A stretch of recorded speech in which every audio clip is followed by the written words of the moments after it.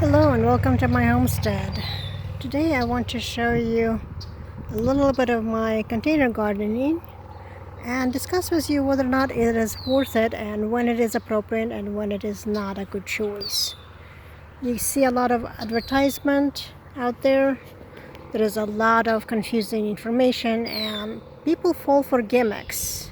So, when do you want container gardening? Now, you can see I have quite a few pots here and I have trees in these pots.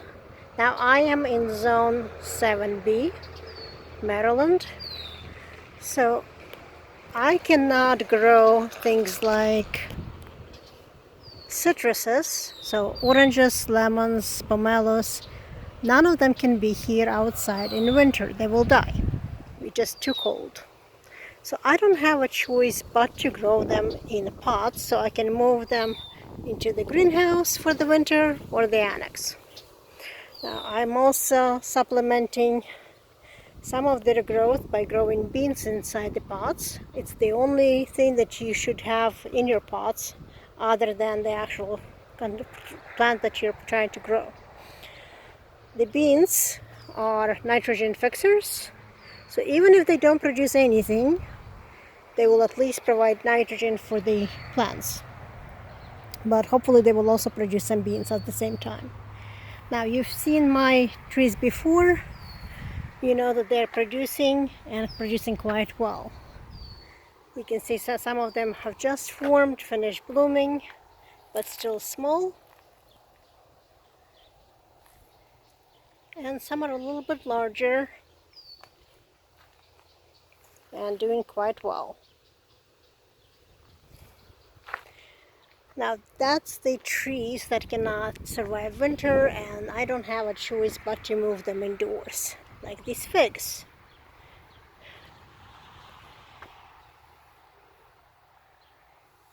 They will produce, and they are producing, as you can see. These are the summer figs, the Italian ones. They do not tolerate any frost. So again, I do not have a choice but to move them indoors for the winter. Same with papayas or mangoes. So here's pomelos.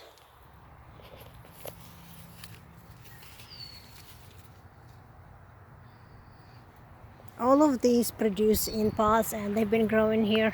Unfortunately, you can see some of them are also sick. Now, it is also possible to grow vegetables in pots. As you can see here, I have peppers and I have eggplant.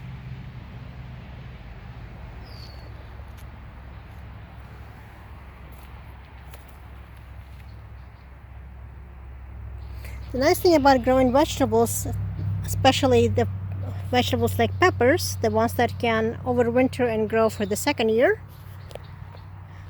So if we go here, yes, my bananas also can be overwintered. Here is a pepper plant that's been in this pot for 2 years now. This is its second year in that same pot. I have not moved it. You can see the old growth.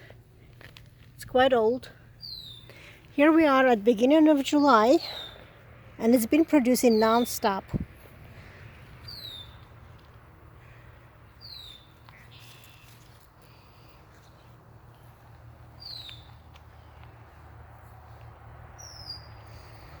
Same thing with tomatoes. These tomatoes overwintered and they're growing quite nicely. Again, another pepper, old plant, and tomato.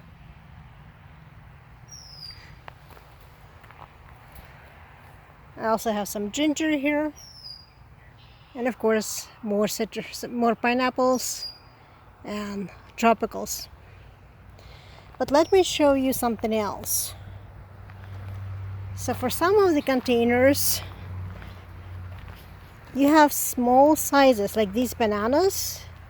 They will overwinter and they will grow in these pots. What they will not do is produce. These pots simply do not have the nutritional volume that bananas need.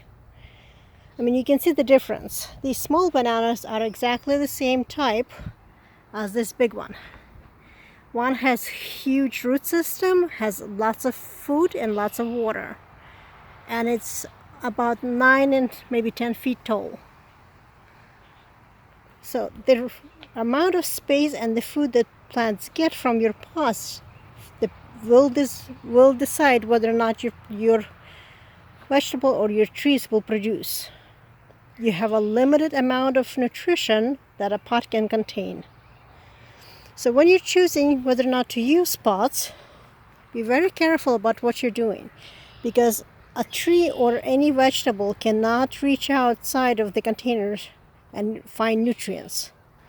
So for example, I chose to grow some of the carrots in this pot. It's actually very practical for carrots. It's a good size, and it has a container for the water on the bottom, so it doesn't dry out as much. And you can see the carrots are actually forming.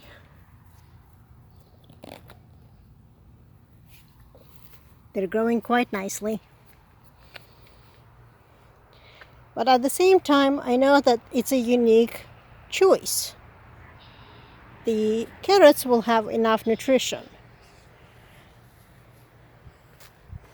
If I try to do something more drastic, I would have to supplement. Like this orange tree is very sick because this container is not nearly big enough. The roots do not get the nutrition or enough water, and it's very sick. So I am actually going to transplant it into a larger one. But you get the idea. Now, it is also desirable if you have something that's invasive. For example, this raspberry. I do not want raspberry to be everywhere, so it's contained in a pot. And it's doing quite well. But this way, I don't have to worry about it spreading where I don't want it. Now, let's go into my backyard and I'll show you some of the things that you can grow in pots there. So here we are, we're in my backyard. And you can see different varieties of container gardening. I have a raised bed with flowers. Before I had carrots here and I had beans in here. This year I have some strawberries that are still producing. And I have some more flowers. The Lisianthus are doing quite well. And the carrot has gone into big bloom. I want it for seeds. Now again, the advertisement is that you can grow just about anything in this raised bed, but look at the reality. First of all, quality. Even though they're advertised doesn't mean that they're good quality. This is a third raised bed that I've had, and they split and they break. So quality is definitely an issue. Wood, no matter what you do, will rot. I've had bottoms falling out from these beds, and they simply do not last. So would I recommend these raised beds again to anyone? Absolutely not. I will not. But if you want just for something simple for a couple of years, by all means, get it for you. Is it worth the investment? Not in my opinion. I would not recommend these beds. Now these smaller ones for flowers, they have their own box container on the bottom for water, so they actually sustain flowers quite nicely. So if you have a small balcony and you want grown flowers, by all means, that's a good choice. But again, keep in mind the level of nutrition that these plants will need.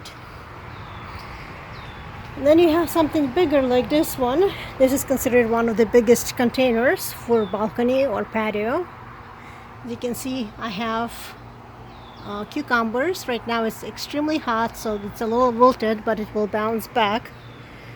I have lots of herbs here. I have beautiful basil, dill that has been feeding my swallowtail butterflies.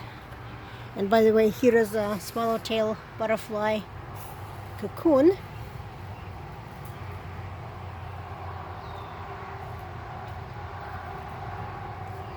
So I'm gonna have a butterfly coming out of here soon. I have some parsley, both flat leaf and curly parsley, and I have some sage here. But mostly I have cucumbers. Again, if you provide support for cucumbers like I have, these climbing vines, they can grow up and they don't take a lot of space.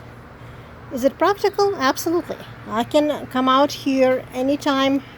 If it's raining outside, all I have to do is just step outside of my house, walk a few steps, and pick up whatever I need, whatever herb I need, and get some cucumbers. Last year I had beautiful tomatoes here. So absolutely, I would recommend this particular container. It's big enough to sustain just about any root system. Now you've also probably seen advertisement for these grow bags. Now let's get this straight out. In a grow bag, yes, you can grow a few potatoes or whatever vegetable you want, but make no mistake and understand that you are not going to grow enough food to sustain a family in a grow bag. It's just not possible. So choose something that's not going to require a lot of space. Yes, I am growing potatoes just to make sure that they are able to grow. But at the same time, I know that I'm not going to have a lot of expectation here. This is not my source of potatoes. My flatbeds, the actual gardens in an open soil is where I'm growing my potatoes. This is just an experiment. Now, that doesn't mean you cannot grow stuff in grow bags. It just depends on what you need to grow. So be careful what you choose and what you want to plant. Personally, I think you can grow stuff in these grow bags if you maintain the access to water to them, because they will dry out really fast. There is nothing holding water inside. The bag will heat up and it's not holding water, so it will seep out immediately. So be careful whether or not you're able to continuously water the plants that you're growing. I've had squashes in grow bags before, quite successful. I've had zucchinis, and now I'm trying potatoes. Again, nothing here will be in large quantities. They simply do not have room for roots and they heat up really fast. But again, for flowers or for some kind of small vegetables, by all means, go for it.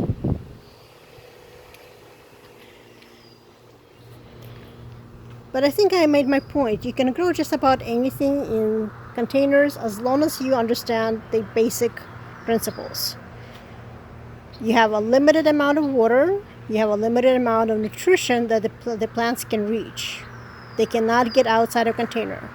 So unless you're willing and prepared to constantly water and maintain that water level and constantly feed them, meaning provide some soluble nutrition, because there is no container gardening soil that will sustain them for more than a couple of months. It's just not going to, even the slow release ones are not going to be enough. If you are willing to do these things, understand that that's possible, just like I'm doing.